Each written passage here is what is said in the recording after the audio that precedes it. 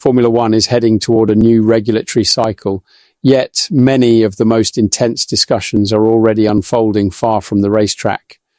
As teams prepare for 2026, attention has shifted to how rules will be interpreted, enforced, and potentially challenged long before the first competitive laps are completed. Technical scrutiny has become a defining feature of modern Formula One, particularly when new regulations promise to reset the competitive order. History shows that grey areas often emerge early, forcing governing bodies and teams into complex exchanges that shape development paths for years. This dynamic is again evident as manufacturers refine their power unit concepts. In this context, the FIA has now indicated that Mercedes' approach to its 2026 power unit complies with current regulations. According to the governing body's position, if the internal combustion engine shows a compression ratio of 16.1 under static measurements at ambient temperature, the solution is considered legal. Mercedes reportedly provided detailed documentation to the FIA, allowing the Brackley-based team to continue its planned development without sanctions. The situation mirrors past debates around flexible aerodynamics, where components met static test requirements but behaved differently under real-world loads. Should a higher effective compression ratio translate into measurable performance gains, the consequences would be significant.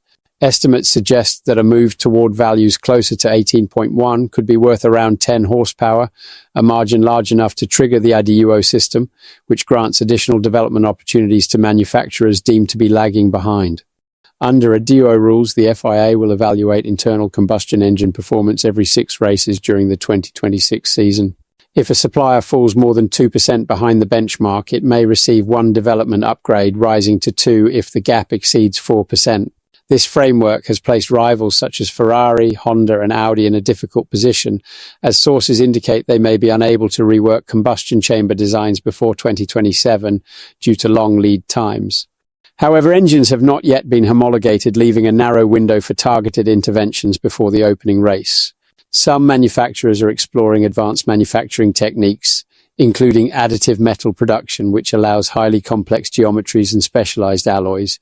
With the regulatory grey area now publicly acknowledged, teams may attempt to follow Mercedes and Red Bull powertrains if the FIA continues to signal approval. Such moves come with risks. Any substantial change restarts durability validation cycles, threatening reliability targets and increasing costs under the budget cap. Some teams may therefore wait until the first IDUO assessment, while others could act immediately to avoid falling behind.